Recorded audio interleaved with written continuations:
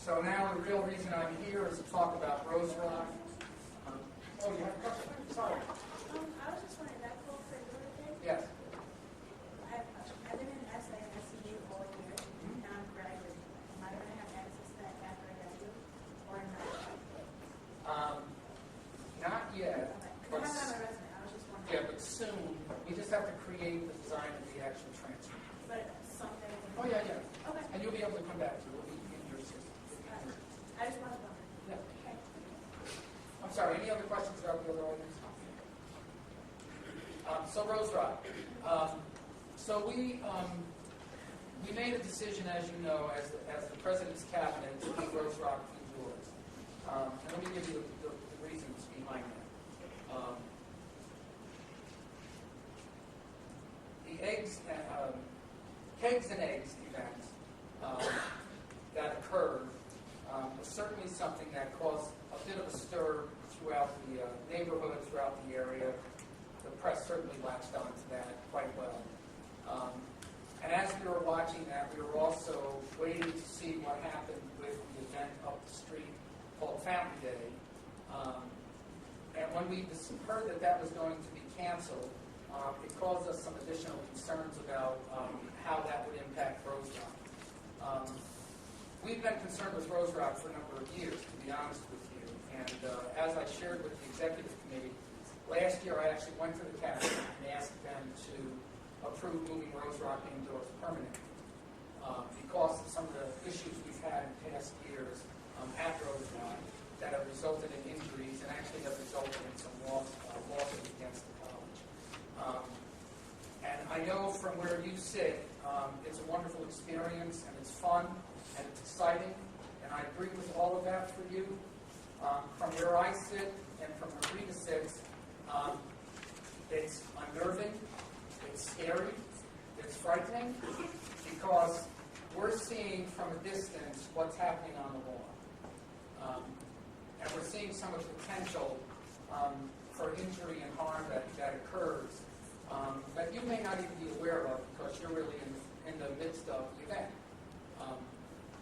The cabinet last year said, no, we're not ready to go that route.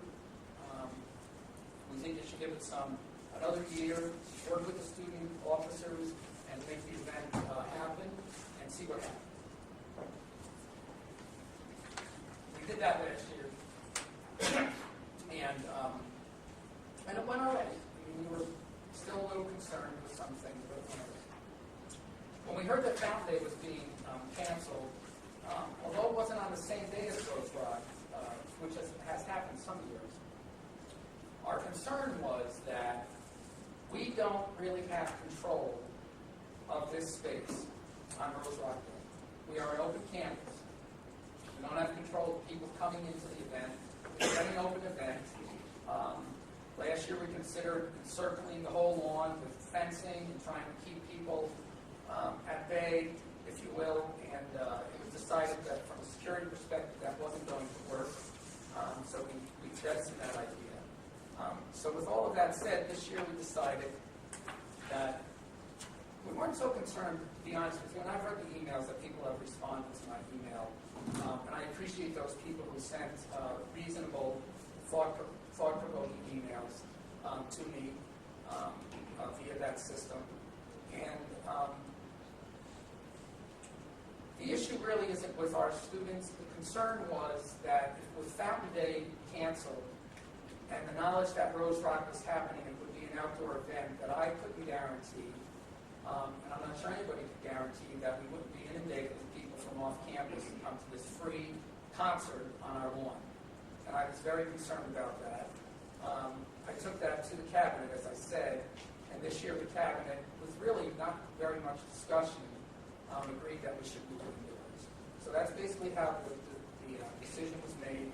I know talking to the officers, their concern was, and again I understand that they wish we had consulted them, but to be honest with you, there are times as administrators when we need to make decisions and we don't necessarily feel that it's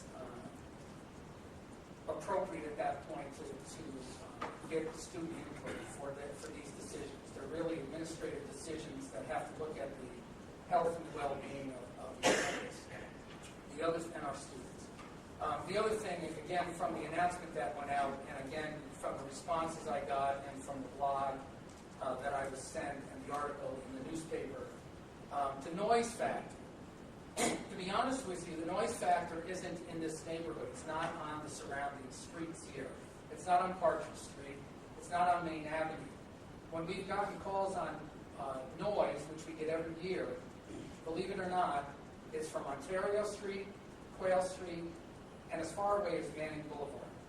And the reason for that, to be honest with you, I'm not sure I can explain the reason for that, other than something happens with air currents around here that actually pulls the music and pulls it to those neighborhoods.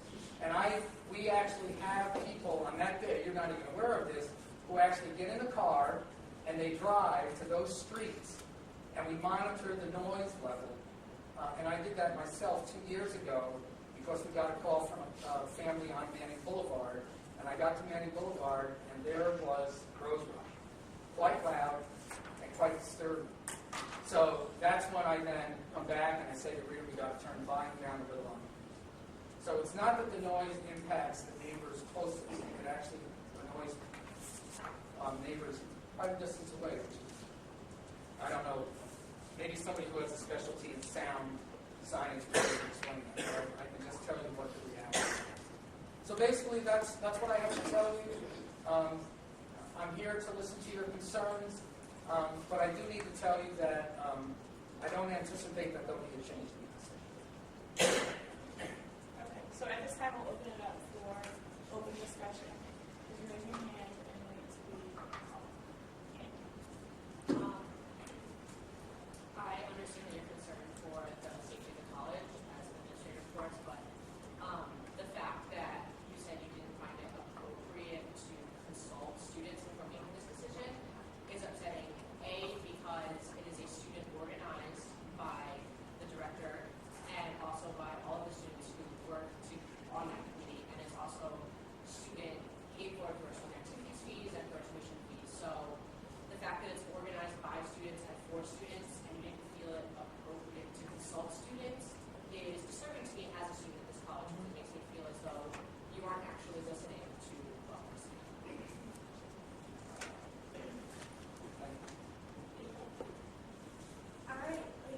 I get why, after you said about having a bunch of people come and after, since Friday's canceled, that kind of, what if a bunch of students come, I get the safety part now, and it makes more sense, but as a student at college, I feel like we kind of make jokes about, let's say Rose difference, but this is one of the instances where I really feel that we are a different campus, we are a different community of students. I feel like the administration should give us, our dues and kind of see that we're more mature and that we really do care about this campus. And the fact of what happened in previous years of Road Rock and what happened at Fountain Day, I think this would be our test of we really acknowledge how damaging students can be, so we would have more respect for the college and the community than to say, oh, all this stuff got canceled, let's have a riot, go crazy. So on one hand, I'm happy because I feel safer, but on the other hand, it is a really great event, and I feel like it stifles quite a bit by being pushed forward. Please.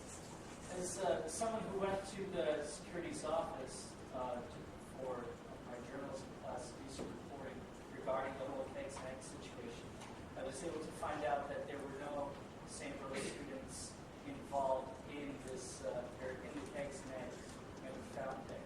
I honestly, I respect the decision. However, as we all know, there's a difference between respecting and agreeing or disagreeing with the decision. I look at it this way. If there were no students involved in that cakes and eggs riot, I see this as, while yes, we are becoming, or while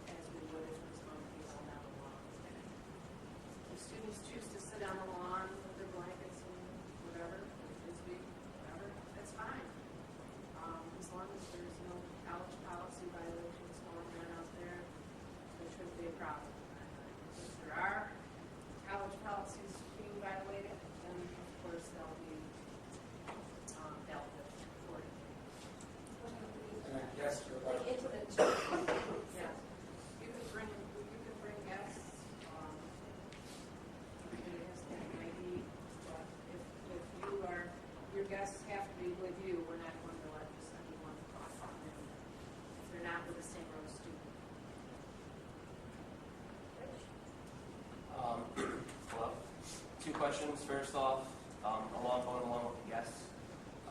Like Blaze said, there are only 1,500 students allowed in the gym at a time. So do you think that maybe, what if 3,000 students show up, then the St. Rose students who come, who just happen to come a little later, either they just get, they said told no, they can't come in and watch it. And second of all, I heard you say something about Fountain Day being canceled and that being part of the reason why St. Rose brought Roadrock inside.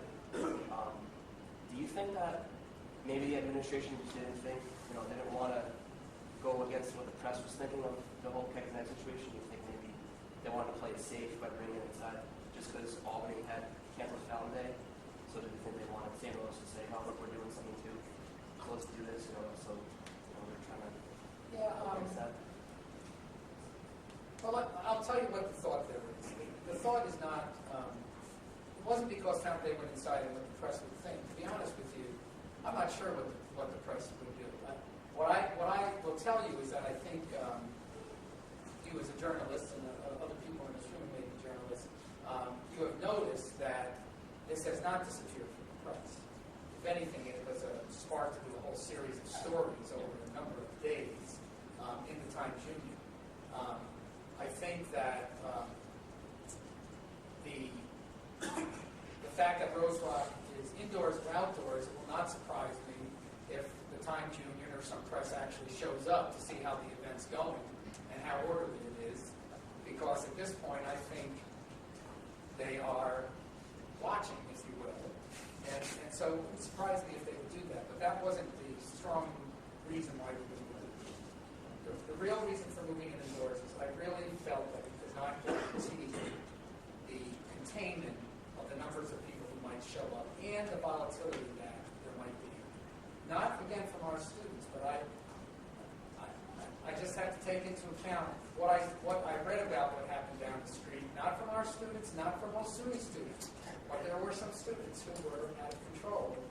And let's be honest, I mean, we say that Rose Rock is a non-drinking, alcohol-free event. We all know in this room that that's not reality. It just isn't reality. And we'd be a fool to think that that's